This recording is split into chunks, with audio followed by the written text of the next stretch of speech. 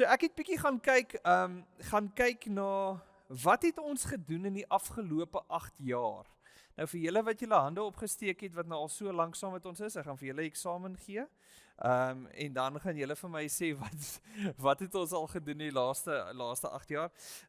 So ek het nou gaan kyk en die basiese goeders, die groot temas wat ons hanteer het.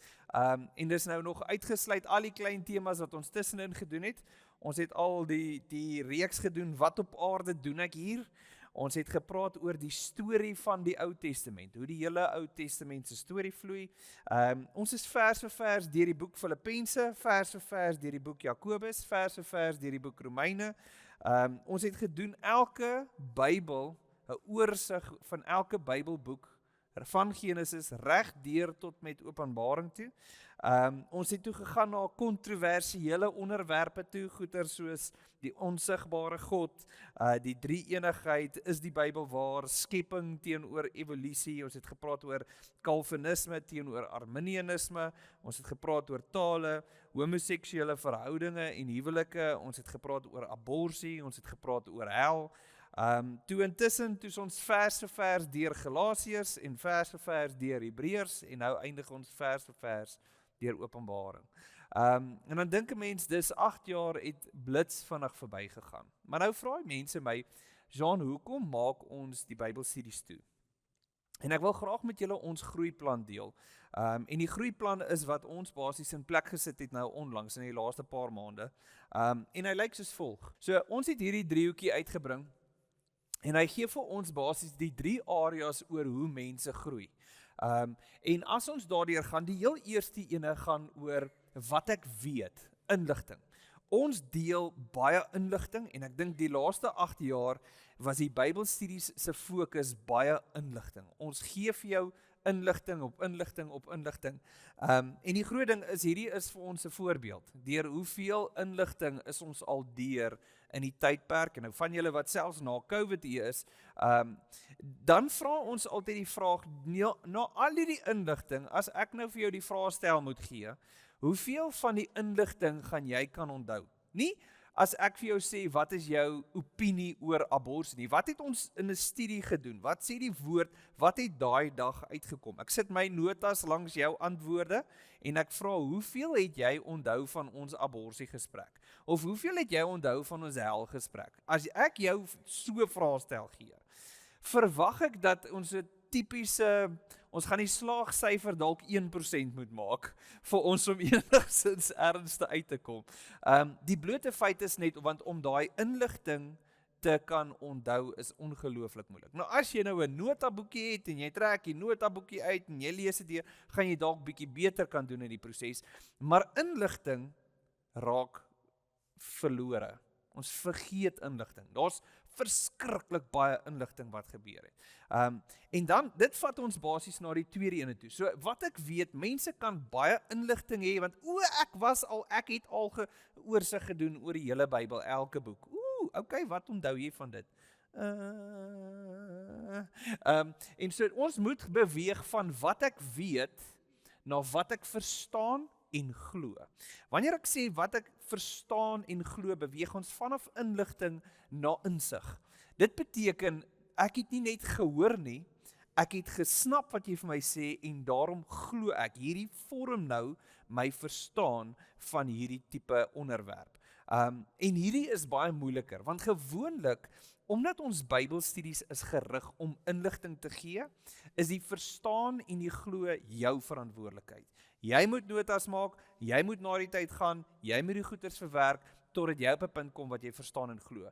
Maar gewoonlik verstaan en glo kom net wanneer ons gesprekke fasiliteer, wanneer ons vrae kan vra, wanneer ons sê, okay, kom ons worstel bietjie oor hierdie tipe topik. Wat verstaan jy? Hoe moet jy dit verstaan? Wat is die Bybelse raamwerk? So met ander woorde, vanaf wat ek weet, na wat ek verstaan en glo, is daar 'n gaping.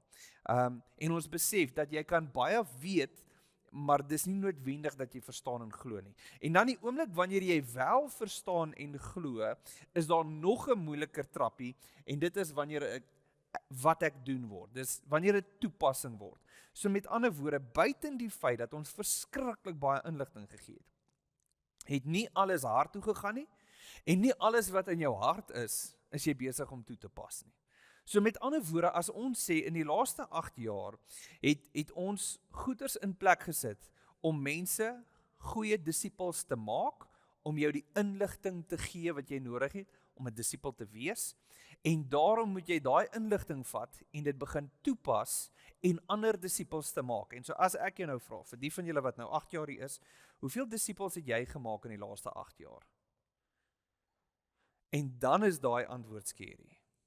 Dis scary, dis die ding, en selfs al is jy nie 8 jaar hierso nie, en jy is hier vir 3 jaar, dan sê ek, Jesus se disippels was 3,5 jaar saam met hom en hulle die wêreld verander. Wat het jy gedoen met die inligting van die laaste 3,5 jaar? En dan besef ek, dat as ek en jy gaan kyk na wat hierdie Bybelstudie doen, is die Bybelstudie is goed deur inligting te gee. Maar inligting doen niks in jou hart nie, en jou hart bepaal wat jy toe gaan pas. En daarom besef ons, dit wat hierdie doen, so great as wat dit is om hier te wees op 'n woensdagoggend, is nie besig om mense te maak wat disippels maak nie. En op die einde van die dag, as jy hierso sit en jy dink, hierdie is die einde van die Bybelstudies, ag en nee, wat gaan ek nou doen op 'n woensdag, dan sê ek vir jou, het jy die punt gemis, totaal en al. Dan sê ek vir jou, dat ons het nou gesê, ons verander ons strategie, want ons wil hier uitkom. Ons wil mense hê wat begin toepas. Mense wat sê, John, ek is bang om met mense te praat. Dan wil ek jou leer wat om te doen, hoe jy gewire is en hoe jy 'n impak gaan maak. Want hoor mooi, ons het nie die luxury om eendag voor God te staan en sê, ag skus Jesus, jy het nou gesê gaan maak disippels, ek wou nie graag nie. Dit vlieg nie voor hom nie. So met ander woorde, ons gaan moet begin agterkom, hoe kweek ons mense wat nie net die woord hoor nie net die woord glo en verstaan nie, maar die woord begin toepas, nie net in my eie lewe nie, maar dan ook in ander mense, help om die woord toe te pas in hulle lewe. En so die fokus beweeg weg vanaf inligting gedrewe sessies, na plekke wat ons gesprekke kan hê, na plekke waar ons vrae kan vra, na plekke waar ons mekaar kan verantwoordbaar hou, tot by die toepassing toe. En dis wat Lighuis se strategie is. En so as jy voel, hierdie is 'n einde van 'n era, en kom ons sit vir 10 minute in 'n hoekie en ons huil oor die Bybelstudies wat klaar maak, dan kan ek vir jou sê, jy mis regtig waar ons op pad is. Ons gaan mense innooi, en so hierdie het 1 keer 'n week van jou tyd vereis, en ons gaan dalk vir mense wat graag hier wil uitkom, nog steeds 1 keer 'n week tyd vereis. Dit gaan nie noodwendig in hierdie tydsgeleef wees nie, maar die doel gaan wees, is dat ons gaan mense vat wat ernstig is, en sê, ek vat die woord, en ek wil die woord nie net hoor nie, ek wil nie net inligting hê nie, ek wil nie net by mekaar kom saam met 'n klomp maatjies en lekker koffie drink nie. Ek wil kom, want ek is ernstig oor die woord, nie net van inligting nie, maar ek wil verstaan en glo, ek wil vra, ek wil hierdie goeders deel maak van my lewe, sodat ek dit kan toepas.